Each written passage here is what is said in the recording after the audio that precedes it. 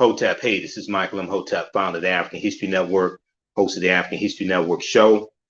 I'm a talk show host, researcher, lecturer, writer, and historian. So it is Monday, June 20th, 2022. And if you've been watching the African History Network show and watching my broadcast, you know we've been dealing with some of the real history of Juneteenth and separating fact from fiction, okay? And we know that June 20th is the celebration of the actual federal holiday. So a lot of federal buildings are closed, and you have even state offices in 24 states that are shut down, and state workers are getting a paid day off. 26 states are not recognizing the federal holiday. In some of my presentations and lectures I've been doing, I did Juneteenth weekend in the Metro Detroit area. I talked about separating fact from fiction when it deals with the history of Juneteenth. And we dealt with things like why the Emancipation Proclamation did not free the slaves. We dealt with things like it was the 13th Amendment ratified December 6, 1865. Abraham Lincoln had no authority to free the slaves in the South because they had seceded from the Union, etc. So I've been celebrating Juneteenth for about 10 years, been doing lectures for about 10 years. But this presentation here today, I want to deal with something very specific. Juneteenth did not free all Black slaves in Texas. It did not free all African slaves in Texas. And I've talked about this before, and in the presentations I did this past weekend, and also media interviews that was done with me leading up to Juneteenth also. We've talked about how some slave owners in Texas kept their African slaves for an additional year, an additional season. Some sources say to get another season's worth of crops harvested and grown and planted, things like this, right? We also know that you're going to have Texas was a safe haven for slave owners. So because there was less of a presence of Union troops in Texas, you're going to have slave owners taking their African slaves from Mississippi, Louisiana, Arkansas, things like this into Texas, all right? But also was known to a much lesser extent is even though they're going to hold some of the African slaves, so there's approximately 250,000 of them in Texas, okay? Not just Galveston, Texas, but in Texas. We know that on June 18th, Major General Gordon Granger arrives at the beach there in Galveston, Texas, with about 2,000 Union troops. Many of them were African-American men, okay? About 2,000 Union troops, many of them African-American men.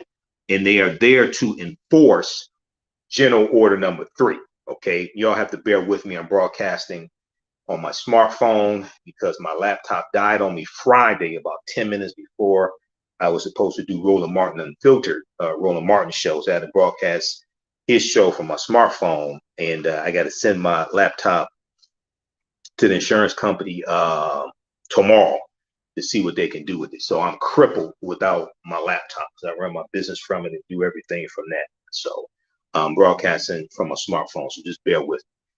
So was not talked about a lot is another thing that we're going to deal with in this presentation. Some slave owners did not want to free their enslaved Africans, so they killed them. Some slave owners in Texas did not want to free their enslaved Africans when General Order Number 3 was delivered by Major General Gordon Granger. Now keep in mind, June 19th was the date agreed upon to celebrate the enslaved Africans there in Galveston, Texas, but in Texas in general, getting the news that the Civil War was over for all practical purposes and that they were free, okay? But Major General Gordon Granger is going to go throughout Texas for almost up to a year, issuing General Order Number 3, and he's there to physically take back control of Texas away from the Confederacy. So it took military force to enforce General Order number 3. All right. So number one, Juneteenth did not free all African slaves in Texas. And I talked about this last year, but we're going to go deeper into it here. And I was watching news coverage of Juneteenth, this whole weekend and the week leading up to June 19th. And I was watching news coverage today, and they were saying, this was the last day of slavery in this country. No, it's not. That's absolutely false. That was not the last day of slavery in this country. When we talk about the history of Juneteenth, we have to correct the history of Juneteenth, and we have to protect the history of Juneteenth. If you saw me on Fox Soul TV, the Tammy Mack Show, they interviewed me Wednesday, June 15, 2022. They had me as a panelist. The topic was, should Juneteenth be a federal holiday? Yes, it should be a federal holiday. This is the only federal holiday that even recognizes that slavery existed in this country. But we have to correct the history of Juneteenth and protect the history of Juneteenth. This gives us an opportunity, with Juneteenth being a federal holiday, this gives us an opportunity to push into the national conversation in cable news, local news, radio, print, newspapers, magazines, things like this. This gives us an opportunity to push into the national conversation a history about this country that Republicans in state legislatures are passing laws to suppress the teaching of this history. Okay, so we have to use this as an opportunity to give America the massive history lesson that America desperately needs, but we have to correct the history of Juneteenth and protect the history of Juneteenth. It was not the last day of slavery. It was not the last day of slavery in this country. And it's not the last day of slavery in Texas, because you're going to have some slave owners that keep their African slaves for an additional year to 1866. And the Emancipation Proclamation did not free the slaves, as I've talked about in previous presentations, because it was a military strategy that Lincoln issued. And the preliminary Emancipation Proclamation was issued September 22nd, 1862. And it stated that the territories in rebellion, part of the Confederacy, the Confederate States of America, if they did not come back into the Union by January 1st, 1863, the slaves would be set free. And then it goes on to give exemptions for the border states like Maryland, Missouri, Kentucky, and Delaware. And those states that stayed loyal to the Union, the border states, they were allowed to keep their slaves. So Maryland does not abolish slavery until November 1st, 1864, which is almost 2 years after the Emancipation Proclamation. So I was watching MSNBC today, and I'm hearing reporters on MSNBC saying, oh, in Galveston, Texas, they got the news that they were free because of the Emancipation Proclamation 2.5 years after it was issued. But nobody said that the African slaves in Maryland were free almost 2 years after the Emancipation Proclamation was issued either. The Emancipation Proclamation did not free the slaves. This is why it's important to go to archives.gov, the U.S. National Archives website, or loc.gov, the Library of Congress website, and read all of these documents. Read the Emancipation Proclamation, read the U.S. Constitution, read the Declaration of Independence, read the 1964 Civil Rights Act, the 1965 Civil Rights Act. They have all that information there. Okay, so we know it's going to be the 13th Amendment, ratified December 6, 1865, when Georgia ratifies the 13th Amendment, that's legally going to end chattel slavery in this country, because it took a constitutional amendment to do this, because slavery was sanctioned by the U.S. Constitution. When you talk about Article 1, Section 2, Clause 3, which dealt with the 3/5 compromise, which did not say we were 3/5 of a human being, is dealing with counting 3/5 of the slave population in states that own slaves, especially the southern states, because a lot of the northern states had already abolished slavery by 1787. And it's dealing with, for the purpose of apportionment and taxation, for the purpose of determining how many seats in the House of Representatives slaveholding states would have. It's based upon population. So how do you count the slave population? Do you count the 100% of the population? Do you count the full population in states like Virginia and Alabama, things like this? You count the full population,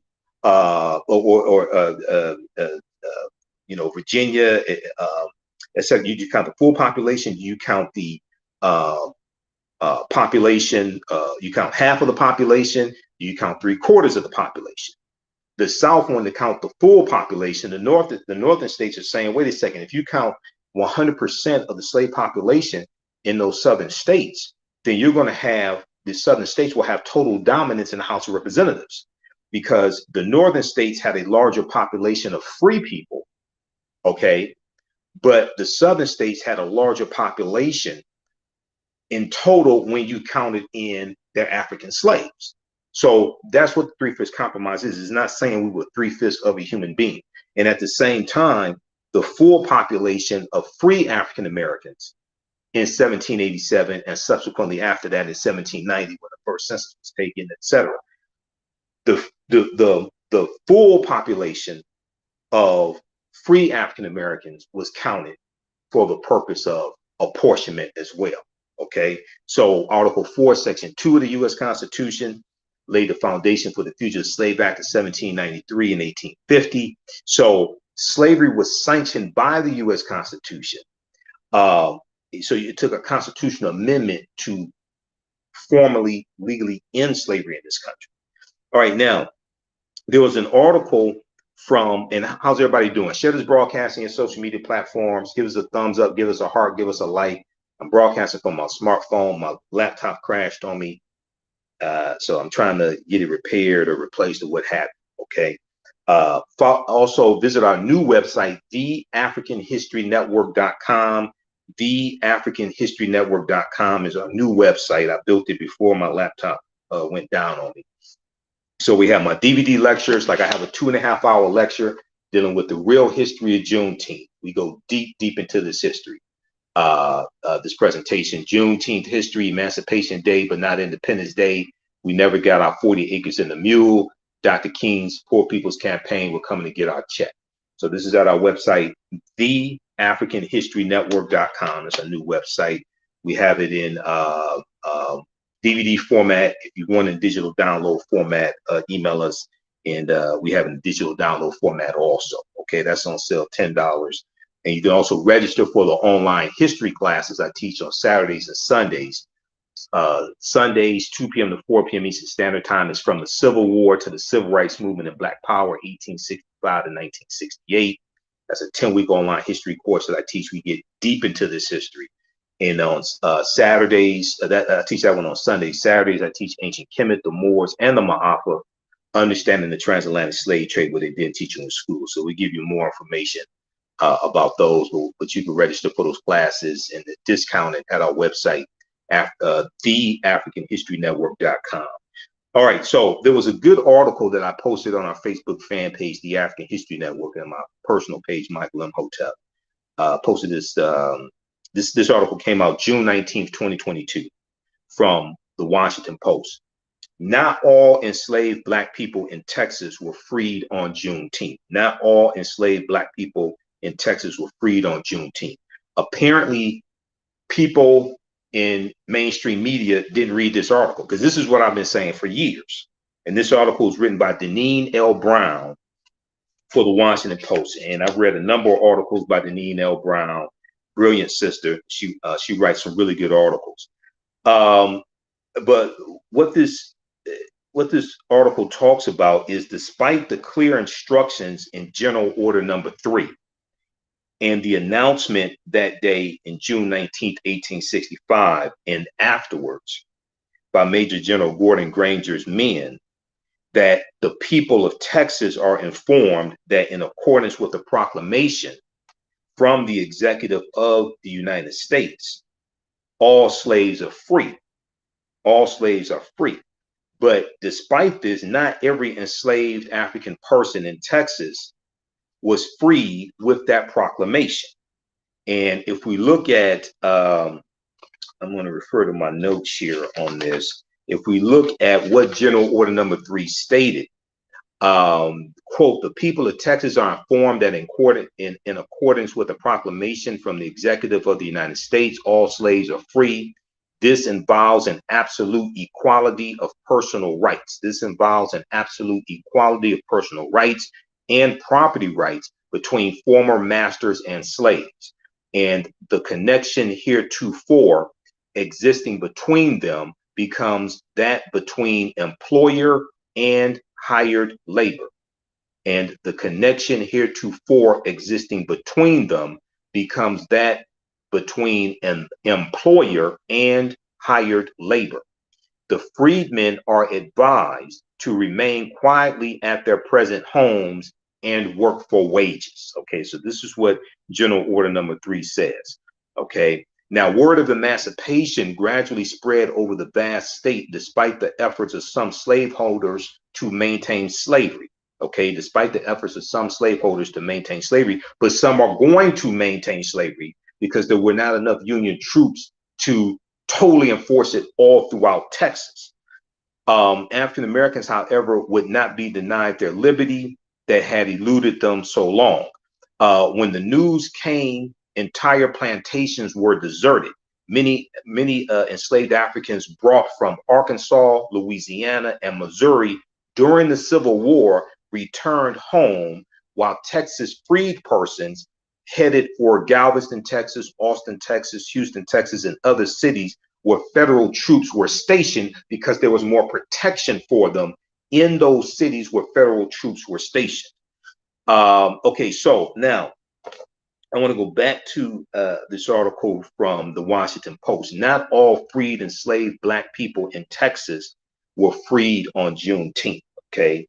Also, if you like this type of information, you want to support the African History Network, we have the information in the thread of the broadcast. You can support us, $ the AHN show through Cash App, $ the AHN show through Cash App, also PayPal, paypal.me/the AHN show. This helps us keep doing the research, stay on the air, keep broadcasting, do my Sunday night radio show, pay some of the bills, etc.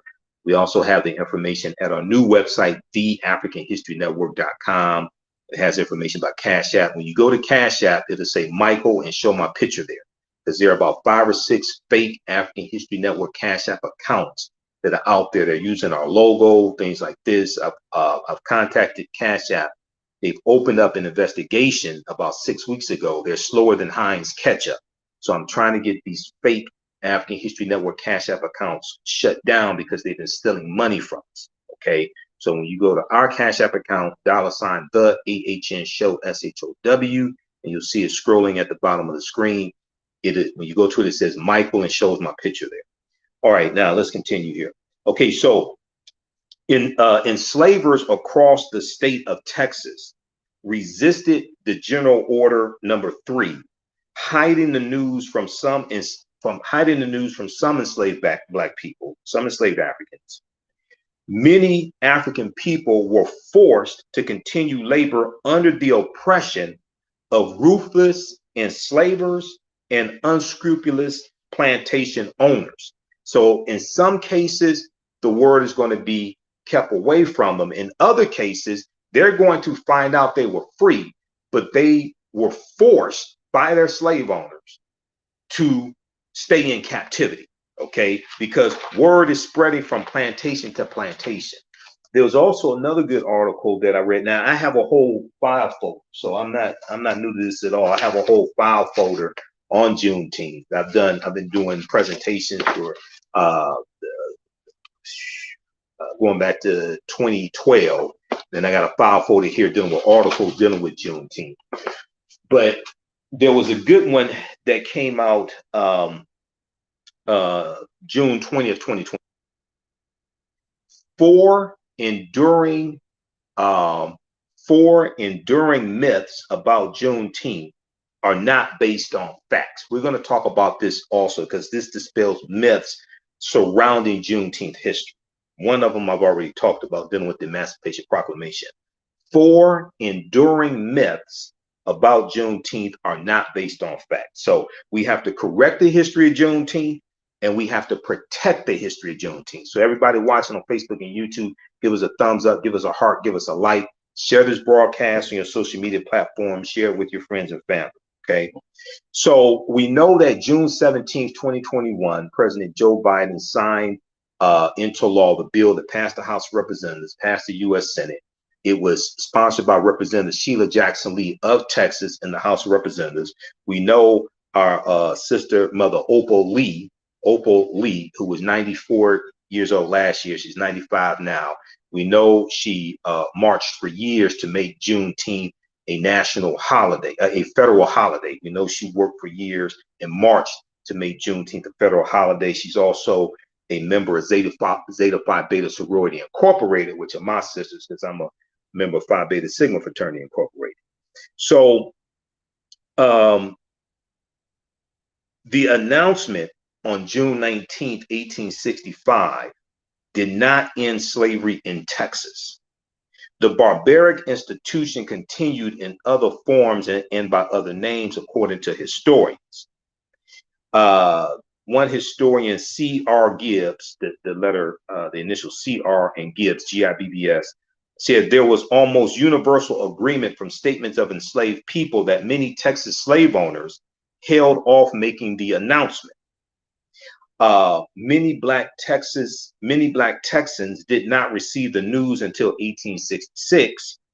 Quote, slave owners resorted to tricks, they delayed, they postponed. This was money, C.R. Gibbs said. He's the author of the book Black, Copper, and Bright, B-R-I-G-H-T, Black, Copper, and Bright, the District of Columbia's Black Civil War Regiment. He said they wanted to continue to get every last drop of sweat from slavery. Now, even after Major General Gordon Granger's order, African people remained in, quote, such a delicate situation in Texas, C.R. Gibbs said, you have the collapse of the Confederate government and roving bands of men who wanted to turn the clock back. A Union officer said, quote, given a choice between hell and Texas, I would live in hell and rent out Texas. It was just that bad in Texas, he said. Now, during the Civil War, Texas was a refuge for enslavers, as I've talked about before. And I spoke in Inkster, Michigan. I spoke at 2 locations in Inkster, Michigan on Saturday, St. Clement's Church, Saturday morning. And then also at the Floyd B. Simmons Recreational Center, they had a Juneteenth Middle Passage commemoration event there. So I spoke there, and it's important. See this one of the reasons why it's so important to celebrate Juneteenth. It celebrates freedom, number one, but this gives us an opportunity to deal with the history of the Civil War, 1861 to 1865, and the history of Reconstruction, which is the period of time after the Civil War, 1865 to 1877, and the advancements that African Americans were making when it came to acquiring land, getting education, starting businesses, getting elected to public office. There are about 2,000 African American men who got elected to elected office, public office during Reconstruction. And we're going to have a couple of U.S. senators like Hiram Rhodes Revels in 1870 out of Mississippi. You're going to have a majority of them are going to be in the House of Representatives. When we look at the state legislature of South Carolina, the majority of the state legislature of South Carolina were made up of African American men during Reconstruction. Then you're going to have the Compromise of 1877, which ends Reconstruction. We're going to see a reversal of these gains that we're making, but we're also going to see an increase in domestic terrorism. Even during Reconstruction, we see this. This is why 1871, the Ku Klux Klan Act, is implemented by President Ulysses S. Grant, October 1871. He declares martial law in 9 counties in South Carolina to crack down on activities of the Ku Klux Klan, who were attacking and killing African American elected officials, as well as white Republicans who were many of our allies. They were being attacked by the Klan and domestic terrorist organizations like the White League and the Red Shirts and things like this. Okay, so even after Major General Gordon, during the Civil War, Texas was a refuge for enslavers evading emancipation. Quote, slave owners in Arkansas, Tennessee, and Louisiana ran their Negroes from Arkansas, Louisiana, and other parts of the states into Texas because the U.S. Army had not reached Texas. Because the U.S. Army had not reached Texas, said W. Marvin Delaney, a retired University of Texas Arlington historian and president of the Association for the Study of African American Life and History, also known as ASALH. ASALH is the organization that Dr. Carter G. Woodson co-founded September 9th, 1915 in Chicago. Okay, the Association for the Study of Negro Life and History, which is now the Association for the Study of African American Life and History. And we know in February 1926, Dr. Carter G. Woodson he founded Negro History Week. Okay, the second week in February, Negro History Week, which in 1976 became Black History Month. All right, even though in Virginia we know they were celebrating it for a whole month going back to about the 1940s and 1950s or so.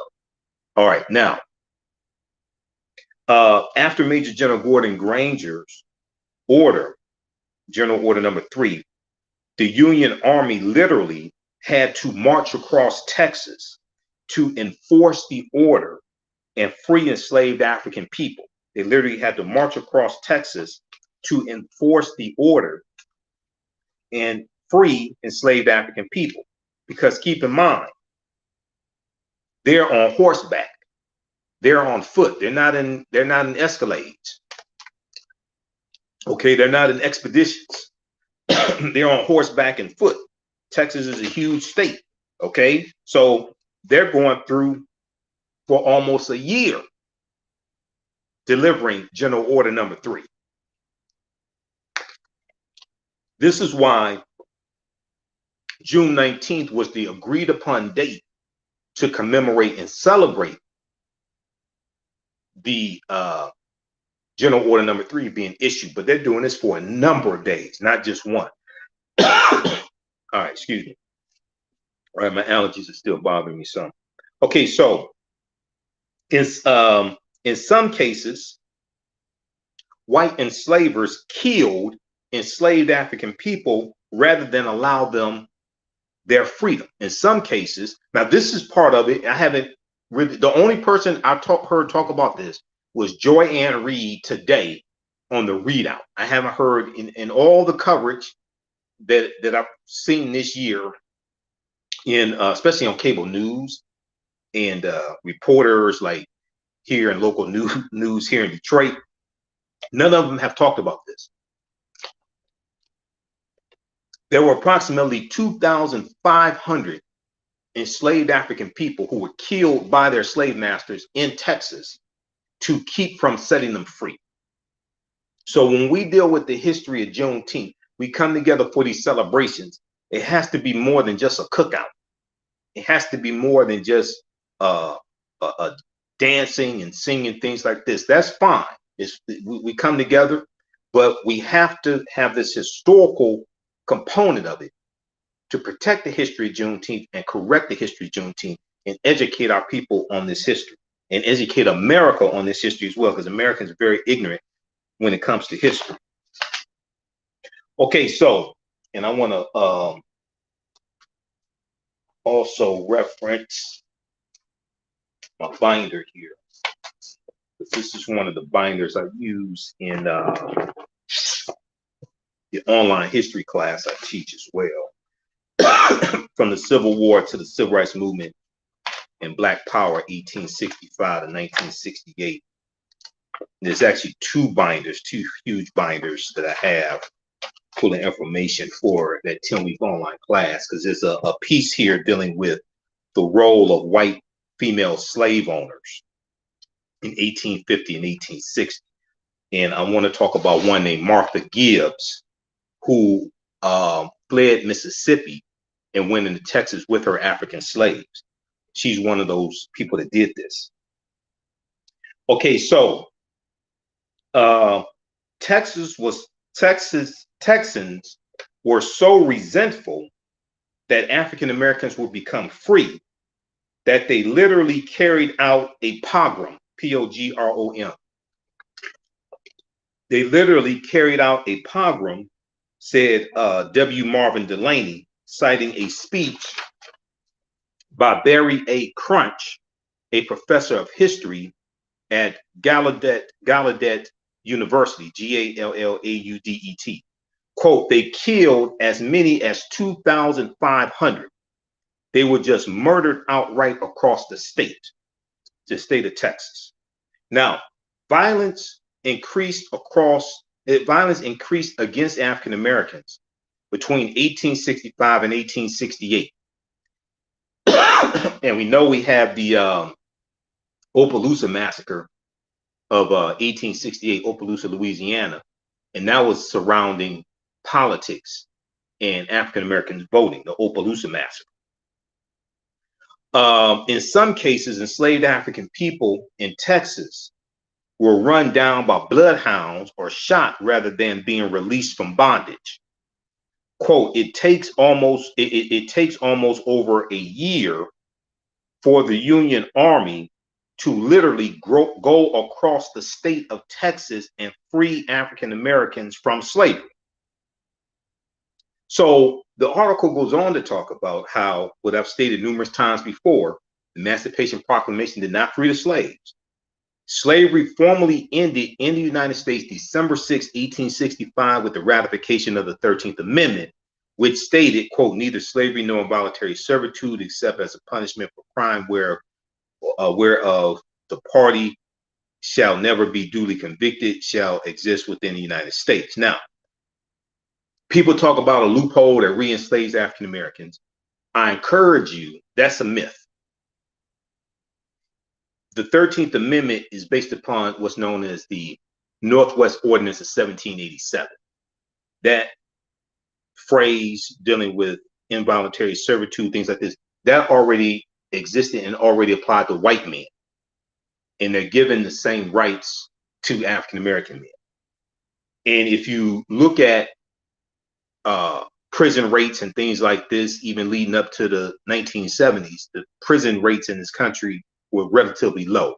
Yes, African Americans disproportionately made up prisoners, but what people call mass incarceration, that doesn't really start till about 1970, 1971, because Richard Nixon declares his war on drugs June 17, 1971, in front of Congress. And from 1970 to 1993, the U.S. prison population quadruples in this country. It goes from about 300,000 in 1970 to 1.3 million in 1993. You can go to BJS.gov, Bureau of Justice Statistics website, U.S. government, BJS.gov. You can look at the incarceration numbers for decades. Now, this is before the 1994 crime bill. That wasn't signed until September 13, 1994. I know people like to think that, oh, that 94 crime bill created mass incarceration. No, it didn't. You didn't look at the period of time from 1970 to 1993. U.S. prison population quadrupled during that period of time. That's before the crime bill was even signed into law. Okay, so watch I interviewed Dr. Darrell Scott, history professor at Howard University. He's a historian, former past president of ASALH, Association for the Study of African American Life and History. And he's a friend of mine. I interviewed him for about 2 hours. We went through and dealt with, it's on our YouTube channel, Michael Imhotep, IMHOTEP. It's on my Facebook fan page, The African History Network as well. It's archived there. And you can just Google his name and my name. His name, DARYL, one R in his name, Darrell. You can Google his name and my name, and the video probably come up. And he went through step by step and dealt with how there's a whole misunderstanding of the 13th Amendment, people thinking that it re-enslaved people, things like this. Now, there's an effort now by well-meaning people to, they say, abolish slavery and get rid of the 13th Amendment, abolish the 13th Amendment state by state, things like this. Okay, that's if you want to do that, that's fine. But the question I would ask people, if your argument is the 13th Amendment is still enslaving people in this country, then from my understanding, there are 4 states that have abolished the 13th Amendment. The question I would ask is, the day before the 13th Amendment was abolished in those 4 states, how many people were enslaved because of the 13th Amendment? And the day after it was abolished, how many people were freed because the 13th Amendment was abolished in those states? If you want to remove language, that's fine. But if you're saying people in those states where the law exists are enslaved because of that law, because of the 13th Amendment and what you call a loophole, then my question would be, in those 4 states where it has been removed, it has been abolished, how many people were enslaved the day before the law was abolished because of the 13th Amendment? Because you said that slavery still existed. So how many people were enslaved because of that? And the day after it was repealed, or the week after, or the month after, how many people were free because that law was abolished? So you want to remove language, that's fine. But what evidence are you citing that people were enslaved because of that language? And what states have abolished privatized prisons because the 13th Amendment was repealed in those states? Now, I know California abolished privatized prisons because it was passed in the state legislature, signed into law by Governor Gavin Newsom, things like this, right? But I don't think that was because the 13th Amendment was repealed in California. Okay, so all right. Watch the interview that I did with Dr. Daryl Scott. It's an excellent history lesson. Now, but people want to remove language. Okay, all right. So let me see here. All right. Now, another thing that's extremely important to understand, and I've heard a little bit about this previously in all my research on Juneteenth, but probably nothing in mainstream media about this. You had slave owners in Texas after General Order Number 3 is issued. They're going to flee Texas and take their African slaves, and they go to Cuba and Brazil as a safe haven, because Cuba did not abolish slavery until 1886, and Brazil did not abolish slavery until 1888. And there are descendants of these white supremacist Confederates. They're descendants that still live in Brazil today. They're called Confederados. How many people knew about this? They're called Confederados, okay? Now, some enslavers resisted. We go back to the article from the Washington Post. Not all enslaved Black people in Texas were freed on Juneteenth. Here's the article, and I have my notes here written on it as well. You got to bear with me. My laptop crashed on me and it went down and won't start up. So I have to, like I said, send it to the insurance company, try to see what they're going to do, and try to get, I don't know how long that whole process is going to take. I never had to do it before. So I'm going to see if I can try to get a laptop in the meantime, because I'm crippled without it. But if we continue here, page 3 of this article, or page 4, some enslavers resisted the Emancipation Proclamation order and resisted General Order Number 3 by fleeing, F-L-E-E-I-N-G, fleeing, taking their enslaved African workers south to Cuba and Brazil, where slavery had not been outlawed. Cuba outlawed slavery in 1886. Brazil outlawed slavery in 1888. And we know that the majority of the Africans who were part of the Middle Passage who were taken out of Africa, the majority of them did not come to the United States. We know the largest population go to South America, especially Brazil. And then they're going to go to the Caribbean. They go to Haiti and Jamaica and Puerto Rico and Honduras, Hispaniola. And we know the western third of Hispaniola is where you have Haiti, Saint Dominique, what the French called it, Santo Domingo is what the Spanish called it. So the somewhere maybe 4 or 5% actually come to the U.S. Okay. So this is a part of the history dealing with Juneteenth that almost nobody talks about. These white supremacists that flee, these slave owners that flee Texas to avoid freeing their slaves, and they go to Cuba and Brazil to keep them enslaved. Now, the kidnapping of African people out of the country struck fear in those who were still in precarious situations in the control of their former enslavers without protection from Union troops. Frederick Douglass's brother, Perry Downs, Perrydowns,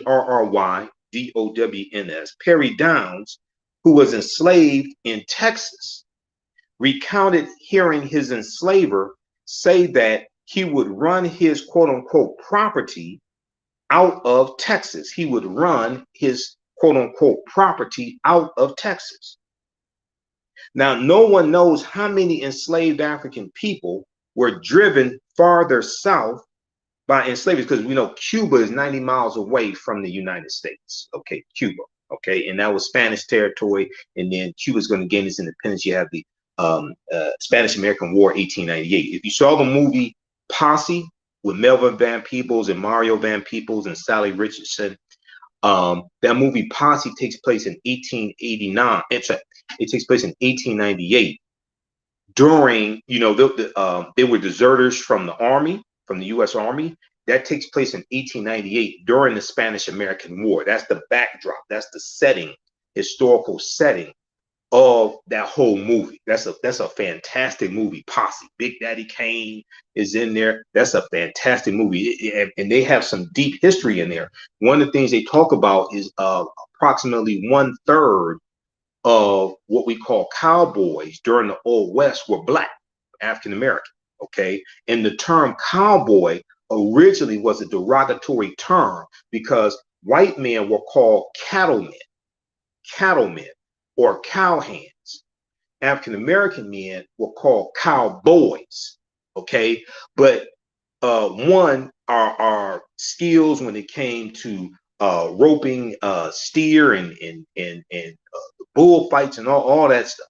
Okay, the rodeos and Bill Pickett rodeos, things like that. Our skill set was so good that it caused us to have a lot of, it caused even white men to respect a lot of us, one, because of our skills. But cowboy became a general term and lost its negative stereotypical stigma. Okay, but originally cowboy was a pejorative, derisive term used for African American men, calling them a boy. Okay, so let's continue here. No one knows how many enslaved African people were driven farther south by enslavers to avoid freeing them out of Texas and going. Some are going to go into Cuba. Others are going to take their African slaves to Brazil. Quote, there were unnamed numbers of Black people taken out of the United States to places where there was still slavery, end quote. Said, this was C.R. Gibbs, the historian C.R. Gibbs. Now, slavery was not abolished in Cuba until 1886, as I said previously. Brazil became the last country in the Americas to abolish slavery in 1888. So they're looking, so just as many of these slave owners like Martha Gibbs, who we're going to talk about here in just a minute, and Professor Stephanie E. Jones Rogers talks about Martha Gibbs in her book, They Were Her Property. uh, which deals with white women and slavery. Okay, they were her property. White women as slave owners in the American South. This is a book that came out February 2019. I did a presentation about Professor Stephanie E. Jones Rogers' work in her book when this came out in 2019. Martha Gibbs was a white female slave owner from Mississippi, and she leaves Mississippi and takes her African slaves into Texas, okay? Because Texas was a safe haven for many slave owners because there was less of a presence of Union troops in Texas, and Texas was more removed from battles during the Civil War also. All right, so slavery was not abolished in Cuba until 1886. And it was not abolished in Brazil until 1888. To this day, descendants of Confederates who drove enslaved African people into Brazil celebrate with festivals. They celebrate with festivals to this day in Brazil. These descendants of these white supremacist Confederates celebrate to this day with festivals in Brazil in the cities of Americana and Santa Barbara de Oeste, D''OESTE, celebrating the Confederate States of America with Confederate flag displays and dances. So these were two cities in Brazil that these Confederates fleeing the U.S. with their African slaves, they founded these two cities. Their descendants of these white slave owners still live, some of them still live in those two cities today, okay? There's another article I'm going to reference dealing with this, because this article here from the Washington Post references another article from the Washington Post from July 11th, 2020 that goes deeper into this history. This is a piece of history related to Juneteenth that is not talked about, okay? One, approximately up to 2,500 enslaved Africans being killed by their slave owners here in Texas, here in the U.S., in Texas, to keep from freeing them. That's not talked about. And then those slave owners that flee Texas with their African slaves into Cuba and Brazil is not dealt with as well. Now, in the United States, as communities prepare for Juneteenth celebrations, historians say revelers should also pause in somber acknowledgement that the hardship of involuntary labor and racial terror against African people continued long after Major General Gordon Granger stood on the courthouse steps in Galveston, or at the Ashton Villa in Galveston, Texas, which is a mansion on Broadway Street in Galveston, Texas. Okay, and going throughout issuing special field order number, general order number 3, special field order number 15 is what's known as 40 acres and a mule. Quote, Juneteenth should be celebrated to recognize the symbolic emancipation of African Americans from slavery in Texas, said the historian Delaney, W. Marvin Delaney, a retired University of Texas Arlington historian and president of the Association for the Study of African American Life and History. He said, let's celebrate it, but also realize it took much longer and much more than an order from a Union Army general to end slavery in this country. It took much longer and much more than an order from a Union Army general to end slavery in this country. Once again, as I said before, as I've been saying for years, Juneteenth did not free, all African slaves in Texas were not freed June 19th, 1865, or even after that, as they're going through issuing and delivering General Order number 3. Some are going to be kept enslaved until the following year, 1866, and then some are going to be forced to go with their slave masters into Cuba and Brazil. So yes, we should celebrate Juneteenth. This is time for us to come together, celebrate who we are, celebrate our history, honor our ancestors, engage in economic empowerment, and support African American owned businesses. We have to have a political education component, not just talking about voting. What are you voting for? We have to have a political education component infused into these Juneteenth celebrations. Because when I do my presentations, I deal with history, political education, law, and economic empowerment. Okay. Politics is the legal distribution of scarce wealth, power, and resources, and the writing of laws, statutes, ordinances, amendments, and treaties, their adoption, interpretation, and enforcement. Politics, it impacts every aspect of our lives. Okay. So all these things and these issues and laws and things like this, policies that we advocate for,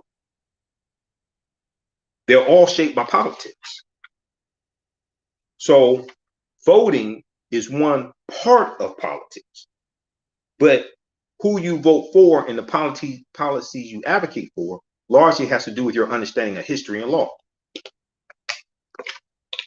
Okay, so how's everybody doing? Give us a thumbs up, give us a heart, give us a like. How y'all like this type of information? If you want to learn more about this type of history, be sure to visit our new website, TheAHNShow.com. You have to bear with me, my allergies still bother me. I'm allergic to pollen. They're much better than they were like 3 weeks ago, but you just have to bear with me. Visit our new website, TheAHNShow.com, TheAHNShow.com. You can order my DVD lectures there, and we have digital downloads also. This one deals with the real history of Juneteenth. It's about a 2.5-hour lecture. Juneteenth history, Emancipation Day, but not Independence Day.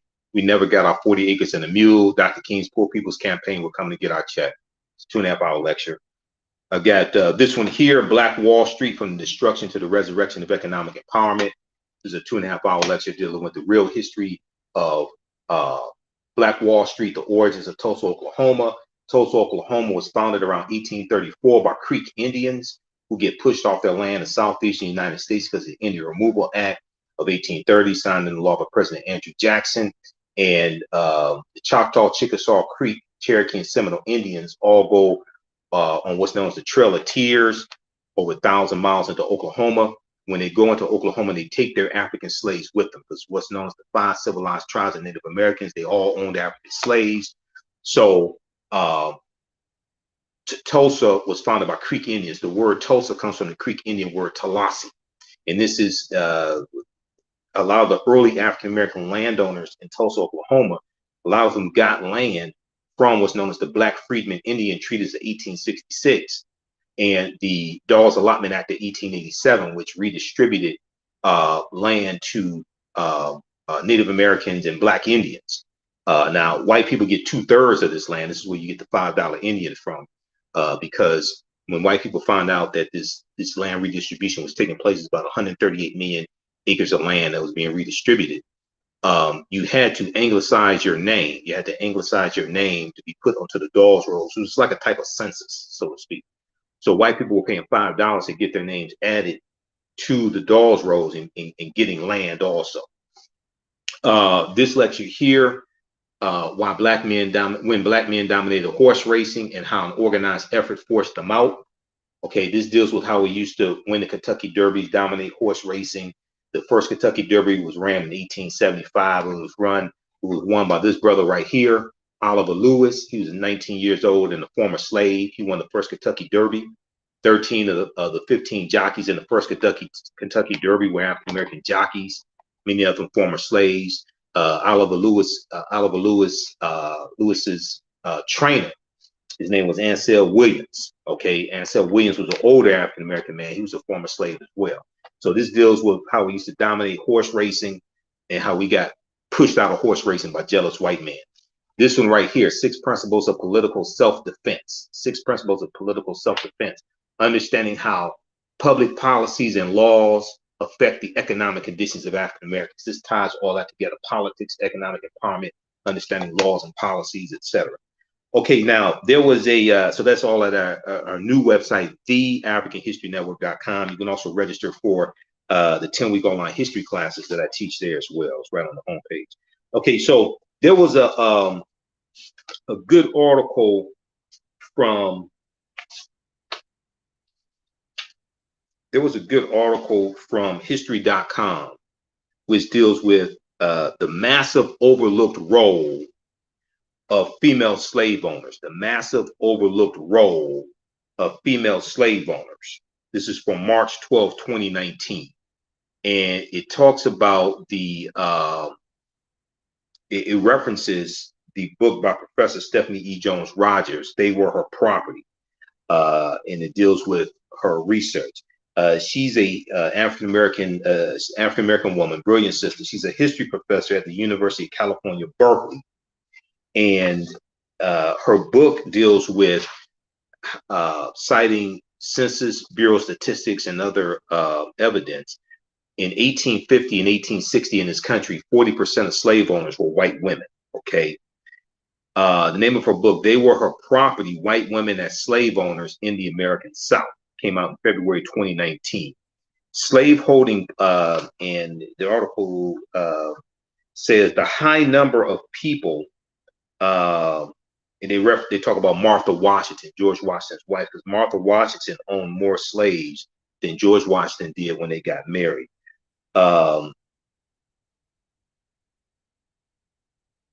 Stephanie E. Jones Rogers, a history professor at the University of California, Berkeley, is compiling data on just how many white women owned slaves in the U.S. and in the parts of the 1850 and 1860 U.S. Census, the 1850 and 1860 U.S. Census data she studied so far. White women make up 40% of all slave owners in 1850 and 1860. Slaveholding parents typically gave their daughters more enslaved people than land. Slave owning parents typically gave their daughters more enslaved African people than they gave them land. Quote, what this means is that their very identities as white women are tied to the actual or the possible ownership of other people, end quote, said Professor Stephanie E. Jones Rogers. Now, the article goes on to say white women were active and violent participants in the slave market. They bought, sold, managed, and sought the return of enslaved African people in whom they had a vested economic interest.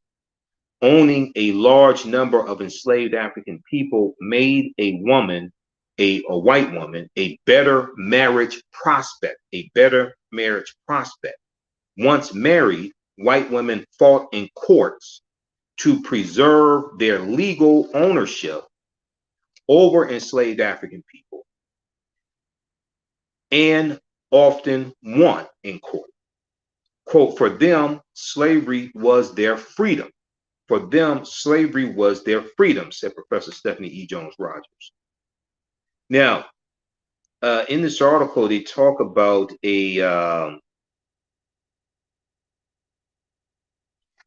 Martha Gibbs, page 3.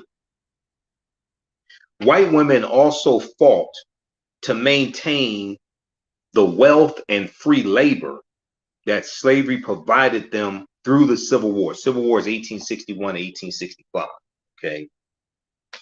The U.S., as Union troops made their way through the South, freeing enslaved African people, white women would move enslaved people farther from the soldiers' path. One white woman named Martha Gibbs, not Marla Gibbs, 227 and the Jeffersons. There's no place like home. I mean, no place, child. Not Marla Gibbs, Martha Gibbs. Okay. One white woman named Martha Gibbs even took enslaved African people to Texas and forced them to work for her at gunpoint until 1866. This gets back to what I was talking about, saying all enslaved African people in Texas were not freed in 1865. Okay, the slaves that Martha Gibbs owned is an example of that. She kept her African slaves by force until 1866. And this is even after the 13th Amendment ratified December 6, 1865, when Georgia ratifies the 13th Amendment. Now, after the Civil War, Southern white women sought to recreate slavery through exploitative work contracts. Some also wrote books portraying the institution of slavery as gentle and benign. The most famous being Gone with the Wind by Margaret Mitchell, which is one of the biggest pieces of propaganda when it comes to the history of slavery. Gone with the Wind and Mammy and Butterfly McQueen, Hattie McDaniels, Mammy and Butterfly McQueen. I don't know nothing about birthing no babies, things like this. One of the biggest pieces of propaganda. Rhett Butler, Clark Gable, frankly, my dear, I don't give a damn. Scarlett O'Hara, all this just nonsense. Some also wrote books portraying the institution of slavery as gentle and benign. The most famous being Gone with the Wind by Margaret Mitchell, a woman born 35 years after abolition, after slavery ends 1865. Yet, as Professor Stephanie E. Jones Rogers argues in her book, They Were Her Property, it was not only white women, quote, ideological and sentimental connections, end quote, to slavery that made white women defend it.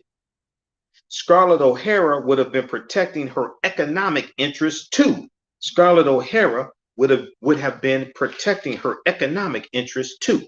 So check out this second article. Now this is one of the articles that we reference, because this is in the class I teach on Sundays, 2 p.m. to 4 p.m. Eastern Standard Time, from the Civil War to the Civil Rights Movement and Black Power, 1865 to 1968. Usually I show you the information on my website, but my laptop is down and I can't show it to you. But if you visit our new website, TheAHNHistoryNetwork.com, we have it in the thread of the broadcast, TheAHNHistoryNetwork.com. You can register for my 10-week online classes. They're on sale right now, limited time only. Regularly $130, they're on sale $60. After you register, you have full access even after the class is over with. So a year from now, 2 years from now, you can go watch the entire course. You can use this information with your family, with your children. Also, we have a bundle pack you can register for both classes for $100. Okay. So the name of this article here, the massive overlooked role of female slave owners. This is from history.com, which is the official website of the History Channel. And this is from March 12, 2019. The class I teach on Saturdays, 2 p.m. to 4 p.m. Eastern Standard Time, is from the Civil War to the Civil Rights Movement and Black Power, 1865 to 1968. From the Civil War, I'm sorry, the one I teach on Saturday, Ancient Kemet, the Moors, and the Ma'afa, Understanding the Transatlantic Slave Trade, what they didn't teach you in school, okay? And we deal with thousands of years of history and what leads up to the transatlantic slave trade taking place. So we have a bundle pack. You can register for both classes right now. We have a bundle pack for $100, and there's additional content that you get. You get free lectures from me in digital format. So it's about a $360 value that you get. It's about excuse me, about a $360 value that you get for $100. Okay. And like I said, even after the 10-week online classes are over with, you can go back and watch it anytime. Okay. And you go back and watch it anytime. You still have full access. A year from now, 2 years from now, you'll still have full access to the class. All right. Let's continue. Okay. There's this other article that I want to get to. This gets deeper into the history of white slave owners in Texas, fleeing Texas and forcing their African slaves to go to Cuba and Brazil so that they can continue to enslave them after 1865. 99.9% of the conversations dealing with Juneteenth don't deal with this history. Okay, so the article from the Washington Post, the first article from Washington Post that I shared with you, that was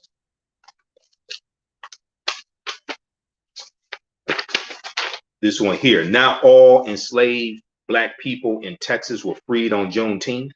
Okay, that came out June 19th, 2022. And another reason why this is so important, there's a lot of misinformation that's floating around in the media dealing with the history of Juneteenth, last day of slavery, things like this. Because it's a federal holiday, it gives us an opportunity to have this conversation about history and correct the misinformation. If it wasn't a federal holiday, you wouldn't see all these articles being written about it. And look at the articles here on the African History Network on Facebook, and I post a lot of those articles. You wouldn't have this coverage in media.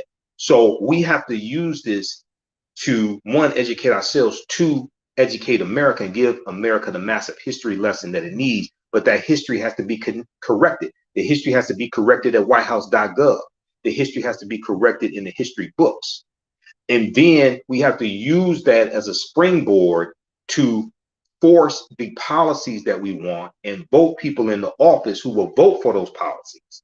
Because it takes 218 votes to get any bill passed in the House of Representatives. So many of these bills will pass the House of Representatives, but you don't have 60 votes in the Senate for it.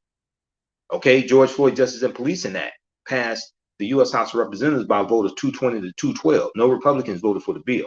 Remember that come November 2022. No Republicans voted for the George Floyd Justice and Policing Act, even though they talked about how, oh, it was so terrible what happened to George Floyd. But when it came time to do something about it, you voted against it.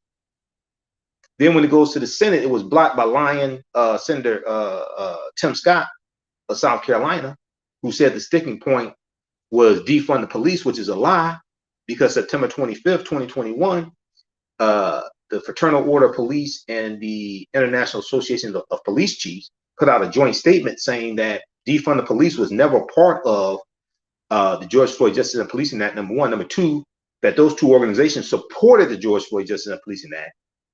And they talked about how it would protect the rights of police. It would make communities safer. It gave additional funding for police, because contrary to popular belief, and even Senator Cory Booker of New Jersey said this.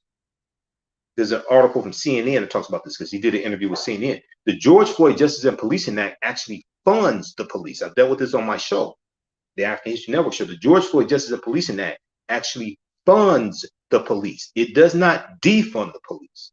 It funds the police.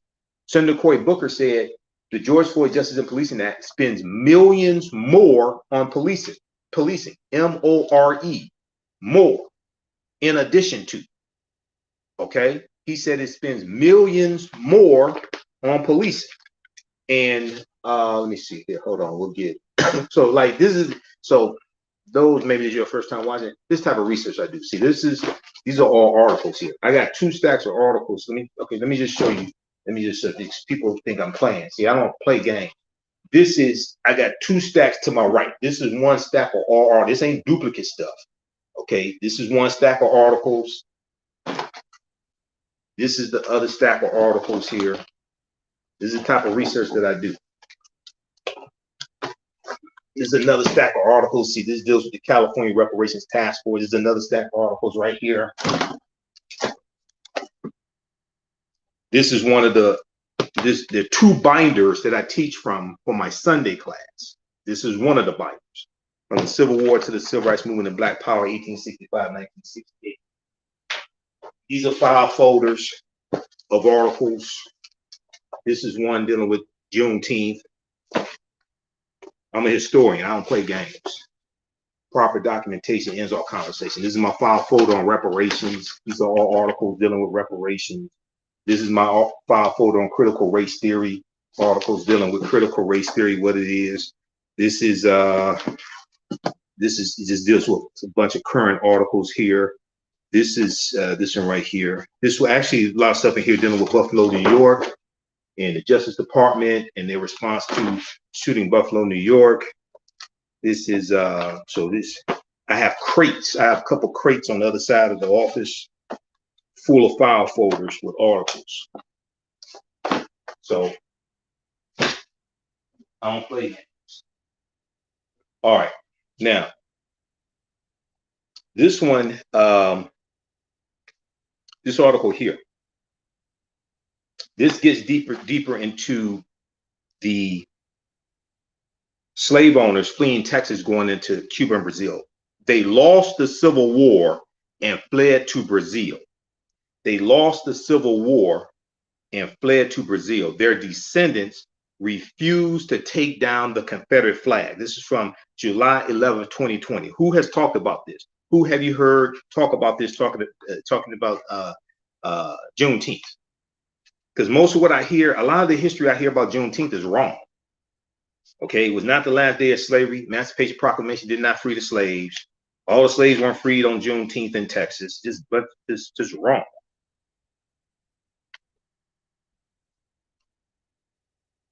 To Marina Lee Colbachini, Colbachini, to Marina Lee Colbachini.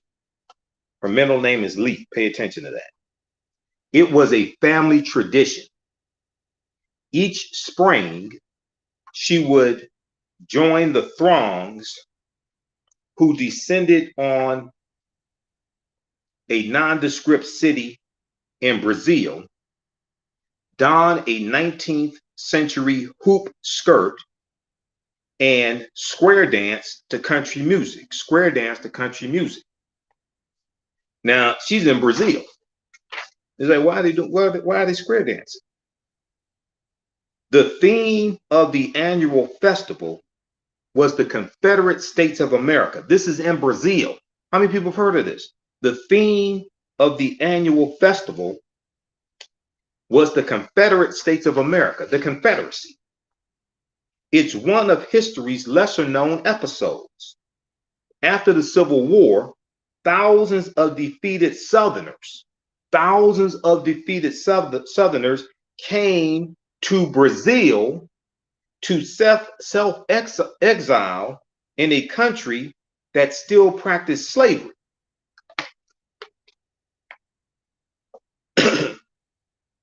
After the Civil War, thousands of defeated Southerners came to Brazil to self-exile in a country that still practiced slavery. For decades, FOR, for decades, their descendants have thrown a massive party that now attracts thousands of people to the twin cities of Americana and Santa Barbara de Oeste, O-E-D apostrophe O-E-S-T, de Oeste, to celebrate all things Dixie, D-I-X-I-E. The Confederate flag is everywhere, or what we call the Confederate flag, which is really the Confederate battle flag of Northern Virginia under General Robert E. Lee's army.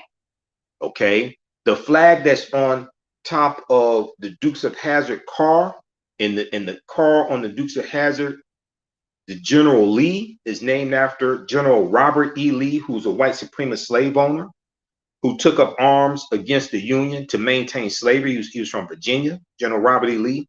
That was the battle flag of his army. He had the largest Confederate army, okay? And when he surrenders to General Ulysses S. Grant, April 9th, 1865, this, many people say that's the end of the Civil War. So it's really going to ramp down and start coming to a close, really coming to a close. But keep in mind, the Civil War is going to continue for another 16 months. The reason why is because even though General Robert E. Lee's army was the largest Confederate army. It was not the only Confederate army. There were smaller armies like General Joseph E. Johnston's Confederate army in Texas. He had 90,000 troops. Okay. Nathan Bedford Forrest had a Confederate army as well. So terms of surrender had to be negotiated with each one of those smaller Confederate armies. So it's going to be August of 1866 that President Andrew Johnson announces a formal end to the Civil War.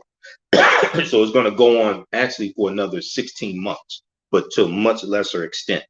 Okay, now on flagpoles and knickknacks emblazoned on the dance floor, clutched by men clad in Confederate battle gray, decorating the grounds of the cemetery that holds the remains of veterans of the rebel army, the traitors, the Confederate army. They have a cemetery there in those two cities where they're buried. The immigrants known here in Brazil as Confederados, Confederados, Confederados. And the Confederates set up two cities in Brazil, Americana and Santa Barbara de Oeste. In a country that has long been more preoccupied with class division than racism, the Confederate symbols, stripped of their American context, never registered much notice. But now, as the racial reckoning in the United States, following the killing of George Floyd, May 25th, 2020, in Minneapolis, Minnesota, inspires a similar re-examination of values in Brazil, that has begun to change. Okay, so keep in mind this article is from July 11th, 2020. Okay, so basically 2 months after George Floyd was killed. Now, Brazilians in recent weeks in July 2020 have demanded the removal of the notorious statue in Sao Paulo of a 17th century settler who enslaved indigenous people. Protests for Black equality have rumbled through several cities, and in the two cities founded by Confederates, Americana and Santa Barbara, the cities founded by the Confederates, Brazilians who have never been to the United States are increasingly asking questions piercingly familiar to Americans. Brazilians who have never been to the United States are increasingly asking questions piercingly familiar to Americans. Where should the Confederacy be remembered? Should it be remembered on a flagpole or in a museum? Now, Marina Lee Colbacini, who is she's a descendant of one of these Confederates. She said, quote, "My mind has been opened to the questions." She's 35 years old. Her middle name, Lee, pays homage to the traitor General Robert E. Lee, Confederate General Robert E. Lee. She attended the festival for most of her life, but now has stopped going. Despite worrying what her community might think, she has begun asking that Confederate battle flag be taken down. She said, quote, "It represents my family's tradition," she said. "It represents my family's traditions. But in the entire world, in the United States, they know what it also represents," end quote. Now, the debate has simmered for years. One side is the Fraternity of American Descendants, the group that throws the annual party there in Brazil, tends to the Confederate cemetery grounds and promotes a lost cause orthodoxy reminiscent of the most ardent Confederate apologists. Now, the lost cause is something like about 125, 150 year effort to rewrite the history of the Civil War, revisionist history, and make the South seem like they're the victims, and they're the ones keeping Africans enslaved, and is to say that the Civil War, the South was fighting for states' rights. It wasn't about slavery, it's states' rights. No, you wanted states' rights to keep Africans enslaved. That's what it was. Because in your statements of secession, you talked about how slavery was central to your way of life and central to your wealth that you've accumulated, things like this. So you wanted states' rights to maintain slaves. Now, on the other hand, in the Black Union for Equality, which has been leading a community charge to strip the festival in Brazil of the Confederate battle flag, considered by many to be a symbol of hate and repression. Okay, it's an organization called the Black Union for Equality. Now, in what might be the farthest outpost of the American culture wars, a new battle over the Confederate battle flag is only just beginning. But it's beginning.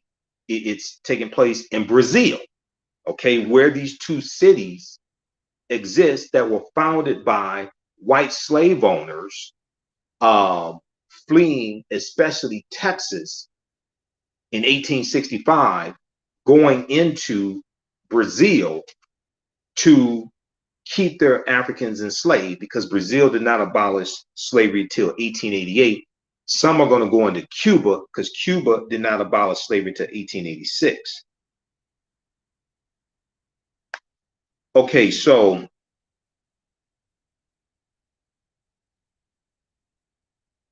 the article goes on to say they have a section called "A Mass Exodus in Search of Land and Slaves." A mass exodus in search of land and slaves. Okay, in this article here from the Washington Post, the newspapers called it Brazilian fever. Okay, who have you all heard this type of history before dealing with Juneteenth? Who's sharing this with you? Remember when you heard this first? The newspapers called it Brazilian fever. With the war lost, the Civil War, thousands of Southerners, fearful of living under Northern rule among freed slaves, were seeking other opportunities. Some pushed for Mexico, others pushed for Venezuela. But Brazil, which would not abolish slavery for another 23 years, because they abolished slavery in 1888, but Brazil proved to be the most attractive of these countries. Emperor Dom Pedro II, a fierce advocate of the South during the war, tried to induce their immigration, offering free transport, cheap land, and an easy path to citizenship. Before long, Southerners from the United States sailed out from New Orleans and Mobile, Alabama for Rio de Janeiro. Eventually, between 8,000 and 20,000 emigrated. Between 8,000 and 20,000 Southern whites flee the U.S., flee the South, because they don't want to be under Union rule, and they're fearing these freed African slaves. Maybe they're fearing retribution. I don't know. You know, chickens coming home to roost. So between 8,000 and 20,000 flee and go into Brazil. Have you ever heard this before? Now, Colonel Charles Gunter, Gunter, urged in a letter to the Charleston Mercury newspaper in 1868. He said, quote, "Move here and buy land. Move here and buy land. We have here a beautiful place for our village in the center of rich land and on a grand river. We have here a beautiful place for our village, the center of rich land and on a grand river, end quote. But historians say one of the central draws was a country where Southerners could freeze time and continue a lifestyle that had been put to a violent end in the United States. They wanted to stay dominant and keep their slaves. En Vogue said, give it up, turn it loose. They didn't want to give it up, turn it loose. Okay, they had a good thing going. They said, we're going to leave the country to keep these Africans enslaved. Because, you know, one would ask the question. So, you know, one of the stereotypes is that, you know, African people were lazy and the slaves were lazy and things like this, right? So let me get this straight. You're going to leave the country and sail to Brazil to keep lazy Africans enslaved, and you got to take care of them? No, they weren't enslaved. And we had skills also. See, the other thing was there were at least 262 skills, trades, and crafts that African people had in this country from 1619 to 1865. We were the shipbuilders, the basket makers, the barrel makers. Actually, so I teach this in my classes. So be sure, if you like this type of information, be sure to visit our new website, TheAfricanHistoryNetwork.com. It's much easier to navigate on your smartphone. You can order the DVD lectures right from the smartphone, register for the online classes I teach right from the smartphone. So this helps us keep doing the research, stay on the air, pay the bills, etc. There are at least 262 skills, trades, and crafts that African people had in this country from 1619 to 1865. Okay, at least 262 skills, trades, and crafts. And these skills are going to help build America. A lot of these skills we brought with us from Africa. So we were the anchor makers, the artists, we were barrel makers, bartenders, barbers, ship makers, engineers, all different types of things like this. This information comes from the book by James Newton and Ronald Lewis. Okay, the name of the book is called The Other Slaves, Mechanics, Artisans, and Craftsmen. It's from 1978. Okay, The Other Slaves, Mechanics, Artisans, and Craftsmen. At the Charles H. Wright Museum of African American History here in Detroit, they have a display when you go through their main exhibit called And Still We Rise. They have a display when you go through and come out on the other side. They have a display that lists all these skills, trades, and crafts that we had in this country from 1619 to 1865. Okay, so what happened was I was there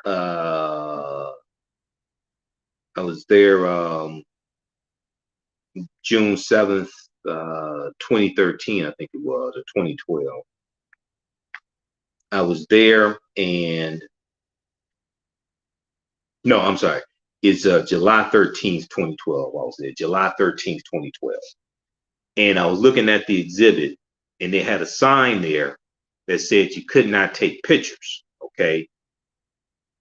So I went home and got a pen and a pad, and I spent an hour writing down all the skills, trades, and crafts that we had in this country from 1619 to 1865. And then I numbered them. Okay, that's how I know it's 262. Here's a photocopy of what I wrote down. All right, this is just the first page. It's 66 on the first page, skills, trades, and crafts that we had in this country from 1619 to 1865. We didn't just pick cotton and cook food for the master. Okay, this is page 4, and you see 262. That's how I know there was at least 262, because I wrote them all down and numbered them. All right, now,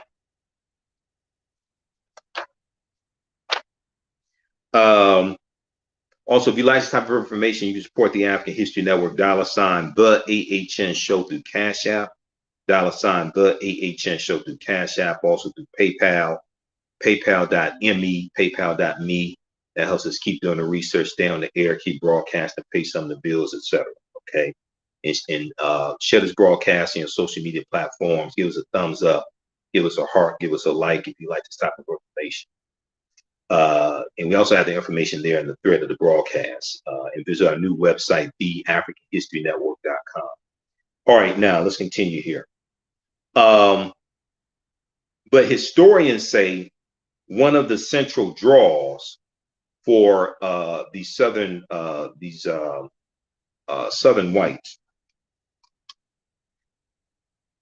was a country where Southerners could freeze time and continue a lifestyle that they had that had been put to a violent end in the United States.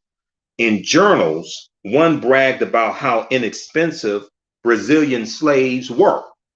In journals, people would brag about how inexpensive Brazilian slaves were. Another lamented that they could not bring recently freed American slaves to Brazil. Quote, they came to continue having slaves. Luciana Brito, Brito, a historian at the Federal University of Reconcavo de Bahia, Bahia.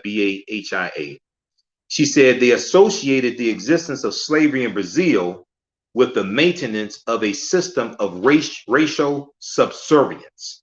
They associated the existence of slavery in Brazil with the maintenance of a system of racial subservience, end quote. Now, Luciana Brito and other historians have scoured letters, journal entries, and deeds of sale.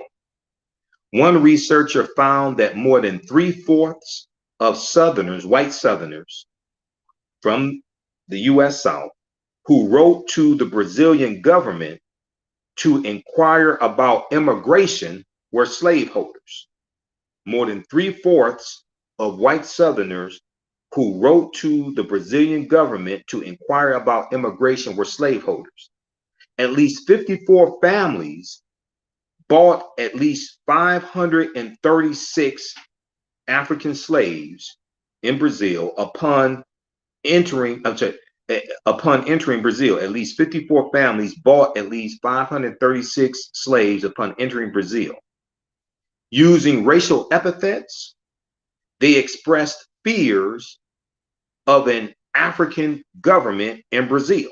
Okay, some people are just never satisfied. You're gonna flee the U.S.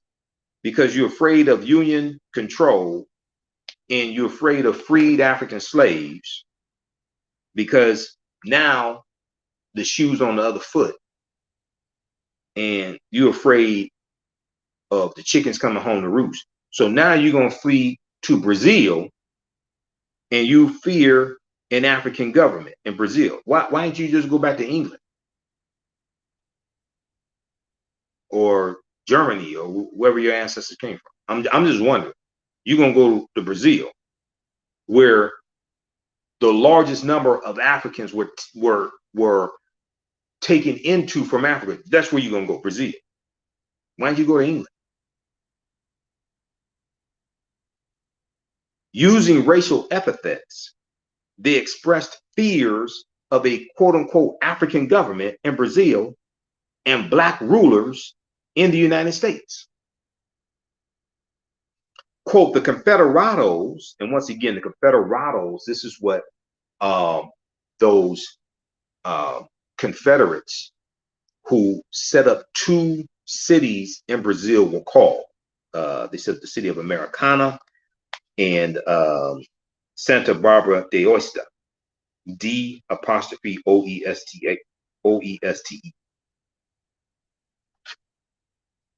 Quote, the Confederados presented themselves as refugees of a devastated America.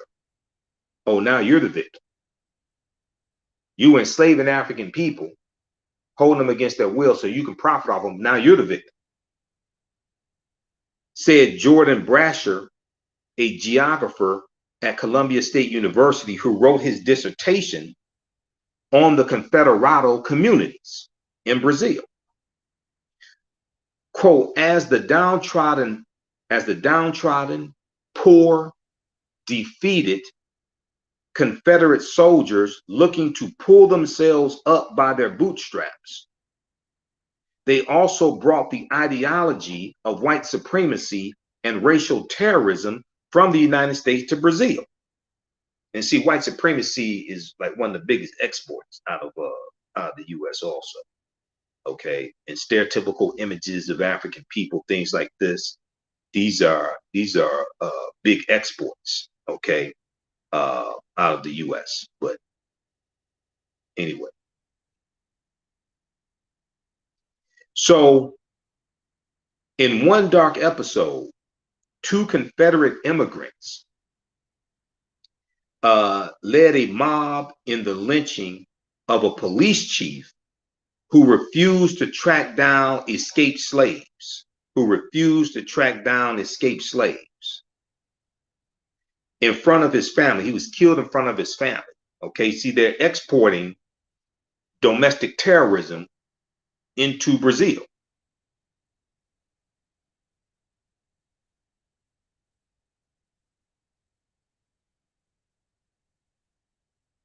Let me repeat this. In one dark episode, two Confederate immigrants led a mob in lynching a police chief who had refused to track down escaped slaves, and they killed him in front of his family.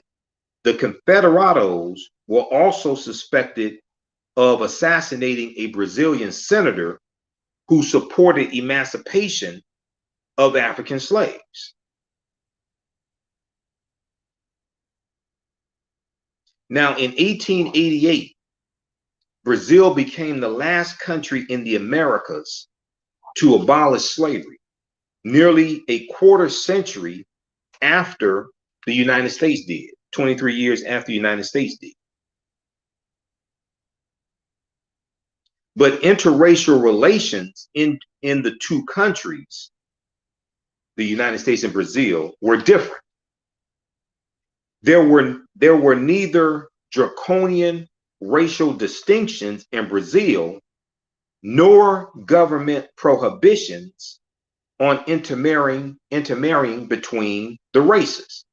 The races mixed, yielding a country of extraordinary diversity, Brazil. Over time, some Confederados adopted new opinions on race. Over time, some Confederados adopted new opinions on race.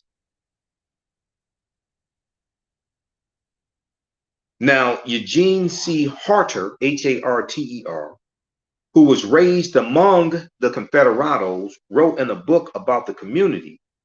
He said one of the changes most evident in the Confederados of my youth was their belief in tolerance among the races.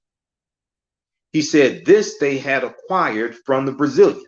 One of the changes most evidenced in the Confederados of my youth was their belief in tolerance, their belief in the tolerance among the races.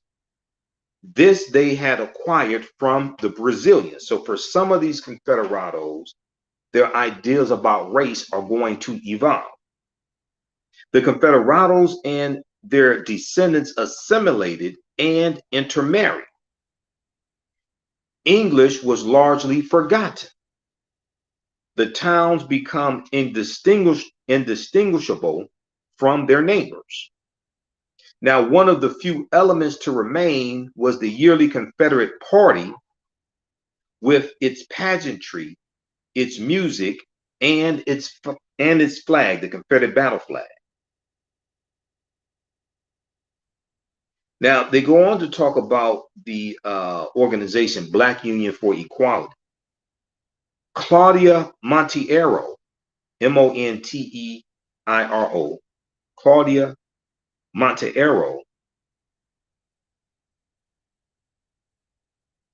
president of the local Black Union for Equality, rarely paid much attention to the party, okay, that the Confederados had. In the name of that celebration, it's celebrating the Confederate States of America in Brazil.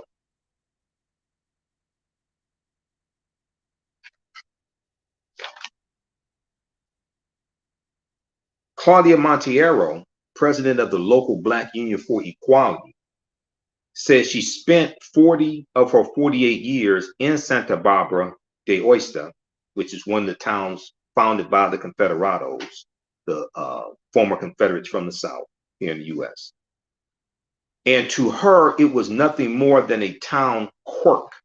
It was nothing more than a town quirk. Living in Brazil, other racial issues had always seemed more pressing, including those in her own life. Like many Brazilians, she grew up identifying as Moreno, M-O-R-E-N-A, Morena, M-O-R-E-N-A, Morena, one of the many distinctions in this country's racial taxonomy, rather than the darker negra, N-E-G-R-A, negra. Now, negra, N-E-G-R-A, she was led to believe by mass media, and even in her family was, quote unquote, always ugly. Okay. Claudia Monteiro talks about how she was led to believe by mass media in Brazil and even in her family that to be negra meant that you were always ugly. Their hair, she said, their hair was ugly. Their form was ugly. She said, I did not want to be Black. She's in Brazil. She said, I did not want to be Black. Not until she saw the work of the photographer Sebastião Salgado did she reassess that belief that she did not want to be Black, and to be negra meant that you were ugly. In his images, she said, she recognized so much beauty and dignity in the faces of Africa and Brazil that she committed herself to Black history and activism. And it's important to understand, you know, one of my teachers, Dr. Leonard Jeffrey, says whoever controls the history, whoever controls the history, whoever controls the images controls the self-esteem, the self-development, the self-worth. Okay. And you know, if you listen to the African History Network show, I talk about how what you do for yourself, what you do to yourself, and what you allow other people to do to you and get away with is based upon what you think about yourself. What you think about yourself is based upon what you have been taught about yourself. What you've been taught about yourself is based upon everything you've read, heard, and seen about yourself. Okay. So when you control when you control the radius of a man or woman's thoughts, you control the circumference of his or her actions, because the mind can't do or teach what it doesn't know. So this deals with the control of images and media. Things like this is very powerful. And whatever is disseminated becomes imitated. Okay, so read the rest of this article here. They lost the Civil War and fled to Brazil. Their descendants refused to take down the Confederate flag. This is from July 11th, 2020, the Washington Post, written by Terrence McCoy. Okay, powerful article. This deals with a piece of history tied to Juneteenth that's not talked about. You had slave owners in Texas and other southern states that did not want to live under Union rule. They're going to flee Texas, and in some cases take their African slaves with them and go live in Cuba, which is about 90 miles away from the U.S., because Cuba did not abolish slavery to 1886. Or they take a ship, and they go on a ship, go on a boat, go to Brazil, because Brazil did not abolish slavery to 1888. How many people have heard this before? Because in all the coverage dealing with Juneteenth and the media, things like this, I ain't hear about this. In the past couple of years, I've just heard of just a very little bit about this. This article, the article that came out June 19th, 2022 by Deneen L. Brown for the Washington Post, had some of the most most information in it. And she also cited the article that I just showed you from July 2020. Not all enslaved Black people in Texas were freed on Juneteenth. This is what I've been saying for years. We have to really study this whole history and its context. So when we come together with Juneteenth celebrations, we can educate our people. Juneteenth is an opportunity for us to give America the massive history lesson that it desperately needs, because Americans are very ignorant of history. All right. And then check out this article here from National Public Radio, NPR.org. 4 enduring myths about Juneteenth are not based on facts. This is from June 20th, 2022. The first myth: President Abraham Lincoln issued his Emancipation Proclamation on January 1st, 1863, and it's outrageous that it took 2.5 years for the news to finally reach enslaved African people in Texas. I keep hearing this. It's not historically accurate. Excuse me. So they break this down, what the facts are.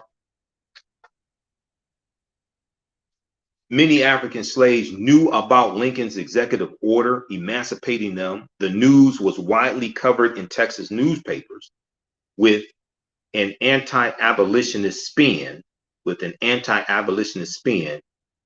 Black people would have overheard white people discussing it in private and in public. Moreover, Edward T. Cotham Jr., Texas Civil War historian and author of the book Juneteenth, The Story Behind the Celebration, said that there was an incredibly sophisticated communication network among slaves in Texas. There was an incredibly sophisticated communication network among slaves in Texas. He said news like that spread like wildfire. We know some slaves knew about the emancipation even before slave owners. It did not mean anything because there was no army to enforce it. See, it took a military force. There was about 2,000 Union troops that come into Galveston, Texas, along with Major General Gordon Granger. Okay. And they are enforcing General Order Number 3, and they're taking back control of Texas from the Confederacy. They're taking physical control under Texas on behalf of the Union.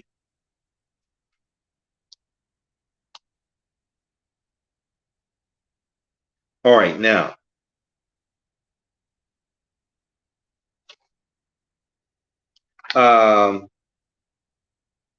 then the second myth: Major General Gordon Granger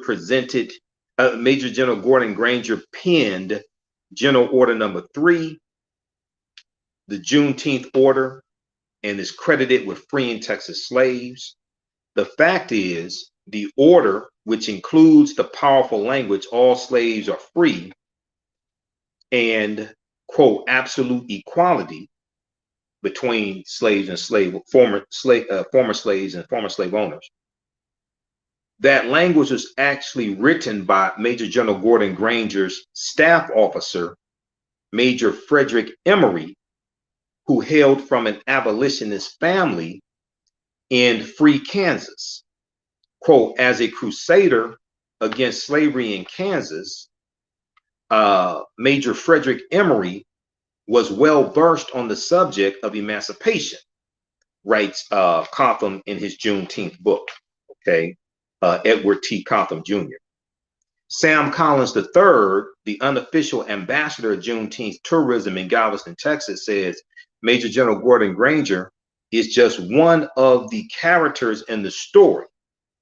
He's not any great hero. Matter of fact, he was no friend of enslaved people. There are reports of Gordon Granger sending runaway slaves back to slave-holding states. Now, the third myth: Major General Gordon Granger read the Juneteenth order from a balcony to the people of Galveston, Texas, announcing that all slaves are free. Now, the fact of the matter is, according to Edward Gotham Edward T. Gotham Jr., author of the book Juneteenth, The Story Behind the Celebration, according to him, General Gordon Granger never read the order publicly, nor did any member of his staff. It would have been posted around town, particularly at places where African Americans, African people gathered, such as the Negro Church on Broadway. Okay. Broadway is the street in Galveston, Texas, where Ashton Villa is. So according to the story, he reads the General Order Number 3 from the balcony of the Ashton Villa, and that's on Broadway Street in Galveston, Texas. Okay, the Negro Church on Broadway, as Reedy Chapel AME Church was then called. Most enslaved African people in Texas learned of General Order Number 3 when the slave master called them together and read them the news. When the slave master called them together and read them the news. The fourth myth surrounding Juneteenth is that Juneteenth was basically a Texas version of the Emancipation Proclamation. Okay, now General Order Number 3, the fact is General Order Number 3 stated unequivocally all slaves are free, but it also contained patronizing language intended to appease planters or slave owners who did not want to lose their workforce. 41 words of the brief 93-word order urged enslaved people to stay put and keep working. Okay, General Order Number 3, General Order Number 3 said the freed people are advised. Let me pull this up here just a second. It said the free people are advised to remain at their present homes and work for wages. Remain at their present homes and work for wages. They are informed that they will not be allowed to collect at military posts and that they will not be supported in idleness either there or elsewhere. That benefits the planters, the plantation owners, because now this gives them an opportunity to still have a labor force, a workforce, okay, to till the soil and things like this. This gives them the opportunity to still have a labor force. Now, Sam Collins said, quote, the last two sentences advise the freedmen to remain at their present homes. The last two sentences advise the freedmen to remain at their present homes and work for wages. So you're free, but you don't go anywhere. Now, we do know that you're going to have some that leave. You're going to have some of these African slaves who are going to, who came from other, they came from other states and they were taken in by their slave masters into Texas, and they came from Arkansas and Tennessee and Louisiana, things like this. Some of them are going to go back to where they came from. Now, Ed Gotham said, Ed Gotham Jr., author of the book Juneteenth, The Story Behind the Celebration, he said many years later, the formerly enslaved who were interviewed for the 1930s WPA slave narratives, okay, the WPA Works Progress of America, WPA slave narratives. He said they remembered when the Freedom Paper was read to them, because you had the last of the former slaves die in the 1950s, okay.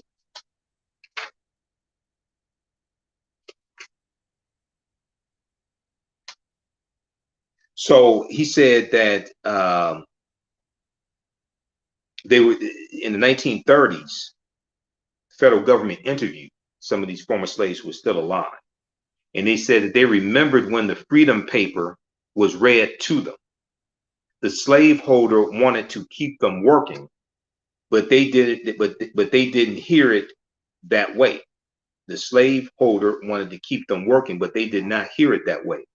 Once those enslaved Africans heard, quote, all slaves are free, end quote, they said, to hell with you. That's what made the Juneteenth order so memorable and made it succeed, end quote. This is according to Ed Copeland Jr. Okay, so check out this other piece. 4 enduring myths about Juneteenth are not based on facts. This is from June 20th, 2022 by John Burnett for NPR.org, National Public Radio. So be patient with me. Like I said, normally I do this from my laptop and I can show you this stuff on the screen. I'm broadcasting through Restream on my smartphone. My laptop died on me, so I'm trying to get it fixed or get it replaced or something. See what's going on, because I'm crippled without a laptop. I run my business from that, and edit video and all of our shows and everything. Okay, so hopefully you like this type of information. Follow us here on our Facebook fan page, The African History Network, The African History Network, and our YouTube channel, Michael Imhotep, IMHOTEP. Give us a thumbs up, give us a heart, give us a like on this broadcast. Okay. Support the African History Network. You can register for the online history classes that I teach. Visit our new website, TheAHNShow.com. TheAHNShow.com is our new website. You can order my DVD lectures there. You can order, I have a 2.5-hour lecture dealing with the real history of Juneteenth, Juneteenth history, Emancipation Day, but not Independence Day. We never got our 40 acres and the mule. Dr. King's Poor People's Campaign. We're coming to get our check. I do a lot of history, Civil War history, Reconstruction, all that here. That's $10. We have it in digital download format also. You can email us at AHNshow@AfricanHistoryNetwork.com. AHNshow@AfricanHistoryNetwork.com. It's going to digital download format. Digital download is $5. We have my 2.5-hour lecture dealing with the real history of Tulsa, Oklahoma, and Black Wall Street, and the Greenwood District, North Tulsa. Black Wall Street, from destruction to the resurrection of economic empowerment, because we rebuilt Black Wall Street, which is the business district. It started at the intersection of Greenwood, Archer, and Pine. We rebuilt it with our own dollars, and we had help from surrounding Black townships also. Okay, so we rebuilt it. Yes, I know a lot of people talk about it was burned down to the ground. A lot of it was burned, but we rebuilt it. 1926, Dr. W.B. Du Bois goes to North Tulsa, and he talks about how it's thriving again. Businesses were rebuilt, things like this. So that somehow that gets left out of the conversation. We somehow just want to talk about white people destroying what we had, but we don't talk about rebuilding it again. Okay. And then you can register for the 2 online 10-week history classes that I teach on Saturdays and Sundays. And this also helps us keep doing research, helps finance the African History Network, because I don't have billion-dollar donors or million-dollar donors that finance this. Okay, so we're supported by our people. Saturdays, normally 2 p.m. to 4 p.m. Eastern Standard Time. It's Ancient Kemet, the Moors, and the Ma'afa, understanding the transatlantic slave trade, what they didn't teach you in school. And on Sundays, it is from the Civil War to the Civil Rights Movement and Black Power, 1865 to 1968. So I do a PowerPoint presentation. We have book references, articles, video clips. It's very visual. There's this binder here. A couple of the articles that I share with you here for this presentation come from the online class that I do on Sundays, from the Civil War to the Civil Rights Movement and Black Power. And this is one of the binders, 2 binders of information that I teach from. This is part of the curriculum. I put all this together myself. I'm a historian. I've been studying 30 years. So this is all, I put all this together. We started in 1803 with the Louisiana Purchase for the Sunday class. The Louisiana Purchase and the Haitian Revolution, because those 2 events are related. And then we go throughout history, Mexican-American War, Texas won its independence, 1836, Mexican-American War, 1846, 1848, Treaty of Guadalupe Hidalgo, 1848, which ends the Mexican-American War. The U.S. gets the territory that makes up Colorado, Utah, Nevada, California, Arizona, and New Mexico to get that for about $15 million from Mexico. And we deal with the Compromise of 1850, which organizes that land that that the U.S. gets from Mexico because of the Mexican-American War. And the Compromise of 1850 consists of 5 bills. The 5th bill is the Fugitive Slave Act of 1850. Okay. Also, you have we deal with the Kansas-Nebraska Act of 1854, and we go through chronologically. Each class we deal with about a 10-year, 20-year period of history, chronologically to the Civil War, Reconstruction era, Jim Crow era, Great Migration, 1915, 1970. 6 million African Americans migrate from the South up north, including from Texas. We talk about things like the Black Exodus of 1879, where you have about 6,000 African Americans migrating from Louisiana and Texas, primarily, and they go into the Kansas territory. They go into Kansas. We do the Great Migration, 1915, 1970, World War I, World War II, Civil Rights Movement, the Black Power movement. Okay, so that's the Sunday class. We do the sessions live. All the sessions are archived and recorded. You don't have to be present in class. Or don't take attendance. Don't give tests. You can see me. I can't see you. There's a live text chat, so you can ask questions. If you missed a class, the class is archived. You can go watch it anytime, even a year from now, 2 years from now. Class is still there. You can go watch it. Okay. The information I would say is PG-13, so you can share it with your children also. And then on Sunday, I teach ancient Kemet, the Moors, and the Ma'afa, understanding the transatlantic slave trade, where they didn't teach you in school. So Kemet's one of the original names for Egypt, meaning the land of the blacks. And we do with thousands of years of history and what leads up to the transatlantic slave trade taking place. We go through and analyze that as well. We deal with ancient Africa. We deal with the African presence here in this land, going back tens of thousands of years as well. And this is some information that Dr. David Imhotep deals with in his book, The First Americans Were African Documented Evidence. All right, so both of these classes thoroughly documented. Also, classes on sale right now, $60, regularly $130. We have a bundle pack. Visit TheAfricanHistoryNetwork.com, our new website, TheAfricanHistoryNetwork.com. We have a bundle pack of both classes. You can register for $100. As soon as you register, this content you can start watching right away. Also, if you want to support the African History Network, $ TheAHNShow, SHOW, through Cash App and through PayPal, paypal.me/TheAHNShow. We have the information in the thread of the broadcast, and it's at our website, TheAfricanHistoryNetwork.com. When you do it through Cash App, when you go to a Cash App account, it'll say Michael and show my picture there. So if you type it in, be sure to type in the full Cash App tag, $TheAHNShow, SHOW, because there's some fake African History Network Cash App accounts out there, and they're using our logo, trying to get them shut down now. You go to ours, it'll say Michael and show my picture. Okay, so thanks for joining us today. Give us a thumbs up, give us a heart on, give us a like on this broadcast. Listen to the African History Network show Sundays, 9 p.m. to 11 p.m. Eastern Standard Time on 9:10 a.m. Superstation WFDF. Hopefully by this Sunday, I'll have a new laptop, one way or another, either from the insurance company or somewhere. I got to buy one. May have to buy one because I can't operate without a laptop. So that makes sense. But we'll be on Sunday, 9 p.m. to 11 p.m. Eastern Standard Time, the African History Network show. We broadcast on the social media platforms, and I'm on 9:10 a.m. the Superstation WFDF here in Detroit. I'm a radio talk show host here in Detroit. Download the iHeartRadio app. Search for 9:10 a.m. WFDF.